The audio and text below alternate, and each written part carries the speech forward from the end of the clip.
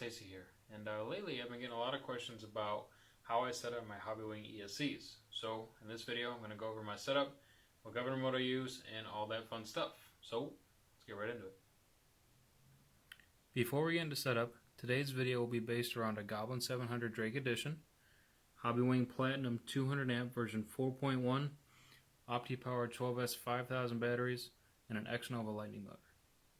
Alright, so let's get into the setup. The first parameter you'll come across is the governor mode.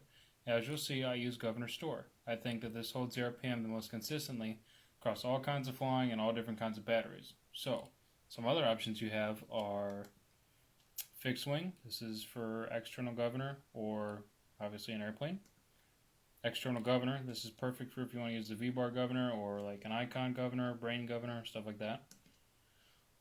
Elf governor. This is another kind of governor mode. I don't think it's as precise, but it's a lot simpler to set up. You don't have to do as crazy of a calibration or anything like that.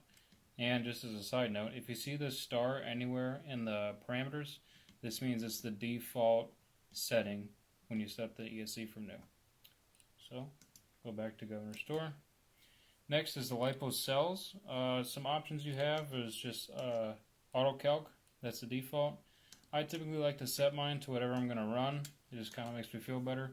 If you're going to run maybe 6S and 12S, it's better to do auto calc, but since I'm always going to run 12S, I'm going to set it to 12S.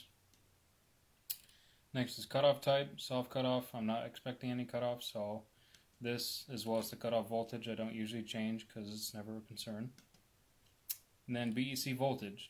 It's very adjustable, all the way from 5 volts all the way back up to 8 volts like I have mine at. I'm running the BK servos, the Kyle Stacy Edition servos, so I like to run them all the way up to what they can handle, which is 8 volts. Set it back up there, save it. Startup time, this is how long it's going to take from when you click out a throttle hold to get up to your desired RPM. I have mine set to 15 seconds, super smooth. Takes a little while, but doesn't really bother me.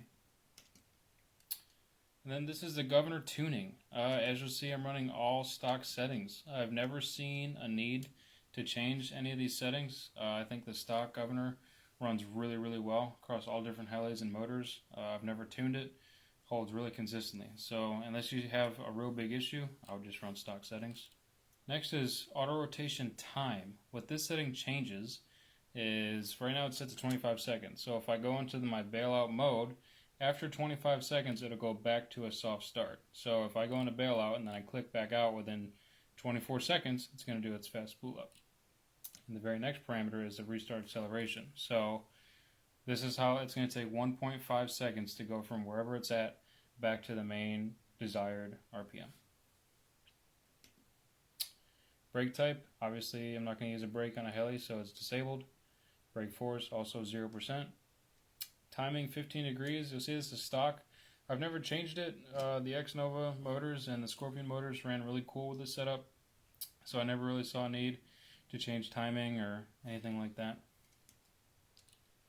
This is the motor rotation. You can do clockwise or counterclockwise. Mine spins the correct way clockwise. If you don't want to reverse the bullets, like if you have them all soldered up and heat shrunk and all clean, you can reverse the motor inside the ESC. Then active freewheeling, since I'm using the built-in governor, you do want to use active freewheeling. If you're going to use external governor, you can turn this off, but since I'm using the Hobbywing governor, I'm going to leave it on. Startup power. I've seen this be most beneficial if you're using an external governor. This is what handles the switchover. So the ESC will spool it up, then it'll hand it over to the flybarless governor to finish the spool up, and the startup power can kind of make it a little bit smoother, because sometimes you might see a tail kick or something. So I would adjust the startup power to make sure the switch over from the Hobbywing spool up to the flybarless governor spool up is basically seamless. And then restore default. That's it. There's not a lot to change. Pretty basic setup, but I want to show you some cool stuff with governor store mode. So let's get into that. Okay, so the next feature I'm going to show you is the log feature. So what I've done is I just spooled this up on the bench, and now I plugged in the program box. I didn't unplug the battery, so you have to do this directly after the flight without unplugging anything. So I plugged in the program box, press RP, it's going to connect to the ESC. Connecting firmware. Alright, press RP again, and now we have this. So this doesn't make sense yet, but it will soon. But we'll scroll through first. RP, so the minimum voltage was 45.1 volts. Max temperature was 33 degrees Celsius. Max current was 10. Like I said, all I did was spool it up on the bench to a low RPM, so not a lot of current to be had. And then now we're back to this. So, how to calculate your RPM. What you're going to do is you're going to take this number times 1,000 divided by your gear ratio divided by half the motor pole count. So, if your motor is a 10-pole motor, you're going to use 5. So it would be 136 times 1,000 divided by your gear ratio divided by 5. And that'll give you your 100% throttle governor output. And this only works for governor store, which is what I recommend everyone use. So it's an extremely accurate way to do it. I found it to be very close to what my V-bar reads out using the RPM port on the ESC. So if you guys don't have access to that, this is a great way to calculate it. Alright guys, hope that helps. Like I said, it's a pretty simple setup. I truly do run stock governor settings. I've never seen a need to tune it before. With the 120 amp ESC, 130, 160, 200, everything. I've always run stock settings. I've never tuned it, never saw a need to. Even helping other people with different helis and different motors, I've never tuned theirs before. Just stock settings, it holds RPM really, really well. There's no real RPM sag. It's very consistent and works just incredibly well. I hope this helps. If you guys have any questions, please let me know.